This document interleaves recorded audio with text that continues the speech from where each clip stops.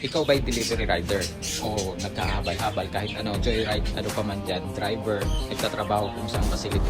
Eto, may na-discover ang guys. Eto, papakita ko sa inyo kung ano to. Eto guys, is Solo Ever. Nakikita nyo si Solo Ever. So ano nga ba to? So bubuksan natin para malaman nyo. Papakita ko sa inyo kung gaano to kaganda. Eto yun siya guys. Ito yung binili ko kay Solo Ever. So itatry ko sa inyo. UV protection na RST. So papakita ko sa inyo. Ito siya guys, makikita nyo. Napaka-stretchable niya. Sukat ko para sa inyo guys. Ito hindi ko ito kinakata para makita nyo talaga kung ano ang fitting niya sa akin. Ayan o.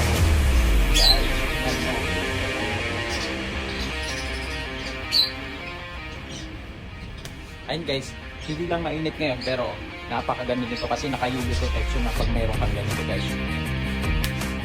Itatry ko din to kung ano ba talaga to, kung water repellent ba to. Ay, height ko guys is 5'7", so ganito siya.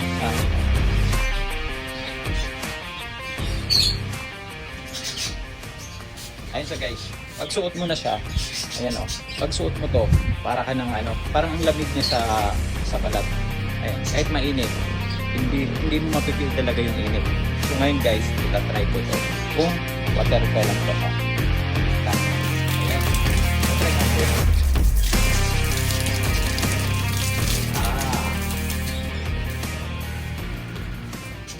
Ganito siya guys, oh. Ito, nabasa lang siya kunti, pero ano siya, ayan, pag ganyan mo, hindi na siya gaanong water repellent, pero hindi kasi sa promotion nila, hindi talaga ito siya water repellent. Tinatry ko lang para sa inyo.